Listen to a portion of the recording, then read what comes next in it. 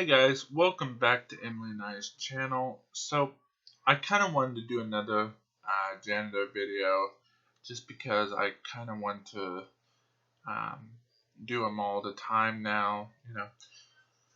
So, this video topic is if you were really interested in being a supervisor of janitors or thinking about it or already are, this is kind of like a video I literally am sitting on my bed with my dog, and I'm going to basically share with you the aspects of being a supervisor, the responsibilities of being a supervisor, pretty much everything that a supervisor needs to know. So, if you're really thinking about of being a supervisor or already are just beginning or even been a supervisor for a very long time, or you're thinking about, doing something that's related to supervising of janitors, please watch this video. So, basically, the responsibilities of a supervisor is basically you got to make sure that your crew is in check. So, let me give an example. So, if you want to make sure your crew's got good uniforms, blah blah blah, all that good stuff, and also making sure your crew is on time and make sure they are in decent uniform and pretty much that, or you can say if they're late or on time. So, and another thing, a supervisor is pretty much think about this. So, think about you either a firefighter or a police officer or anything to do when it comes to like ranks. So basically, think of it this way: you're kind of like the captain. You're pretty much the captain of the fire department. Just give example, and you want your men or women, should I say, um, is doing good, no mess ups, tell them what to do, so on and so on. And just say a call came in and with janitors and saying that there is a very, very bad flooding. Now, what do you think a captain would do?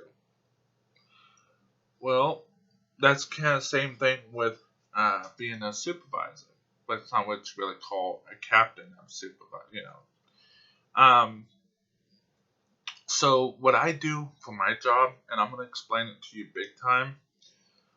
Basically, the supervisor would report things to the higher ups, like just say the CEO or the chief financial officer, or even someone that's below that.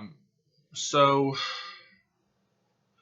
I have been a janitor for, I'm gonna say, 8 years now.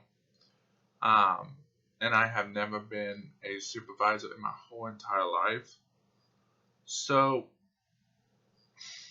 let me give it to you this way.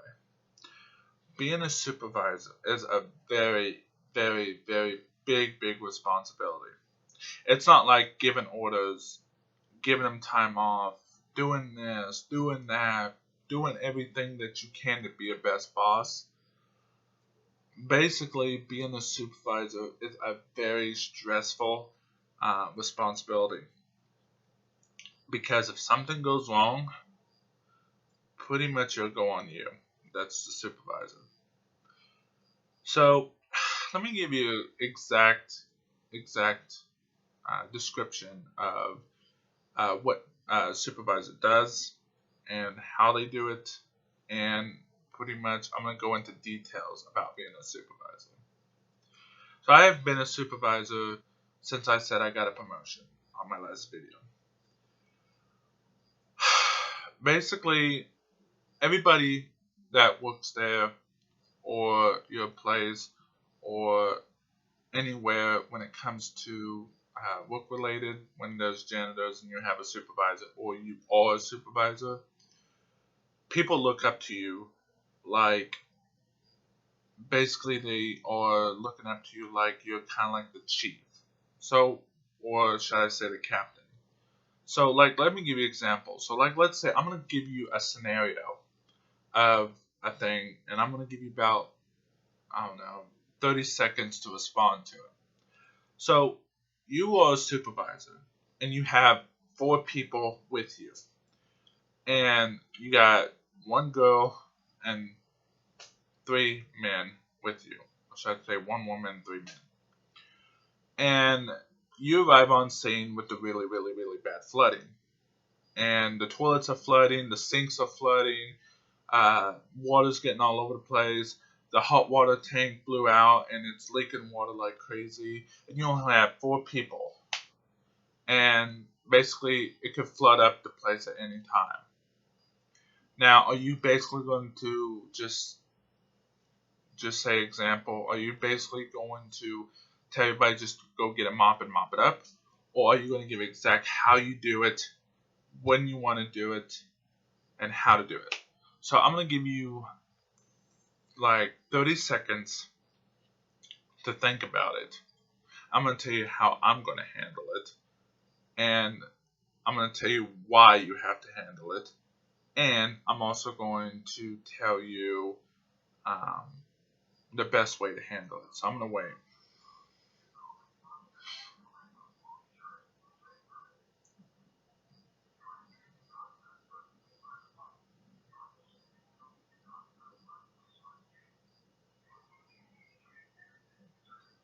Okay, I gave you about 30 minutes, well, 30 seconds, I should say.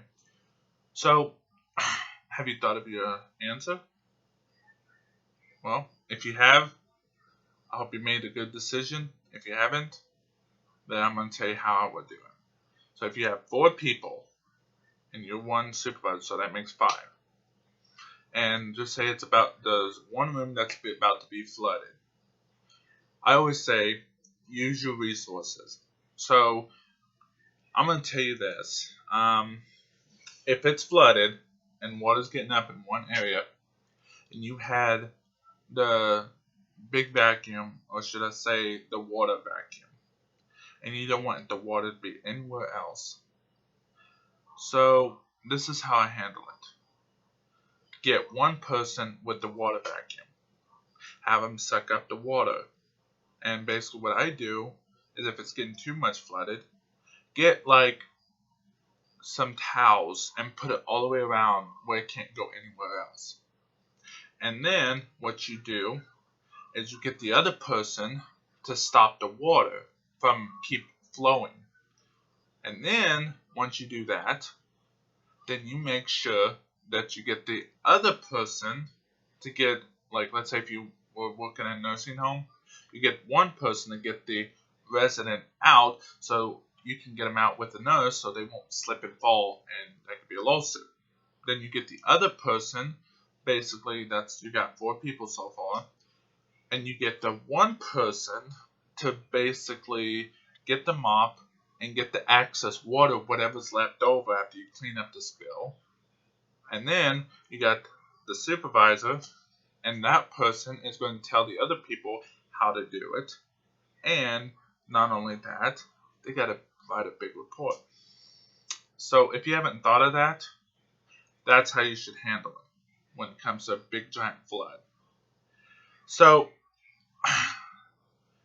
basically, it really takes a lot of knowledge and it takes a lot of stress and it takes a lot of things, especially when there's water draining like crazy and it's a pretty big room.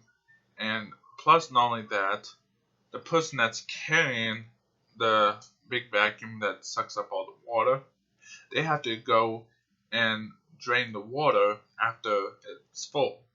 So you got one person with the mop that's literally just mopping it, without no chemicals, and you're basically doing that.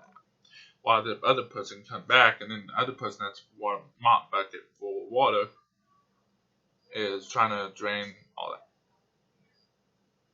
So, you have learned something of being a supervisor.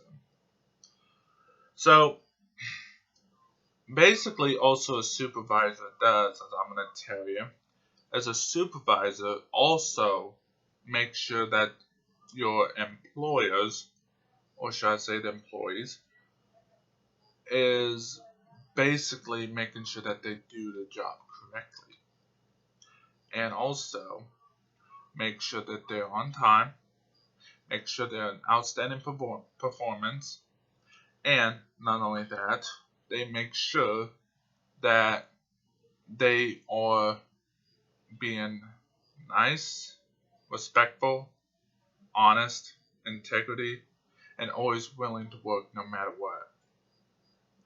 So, if you think about it for a minute, so let me give you another example too of how to be a supervisor too.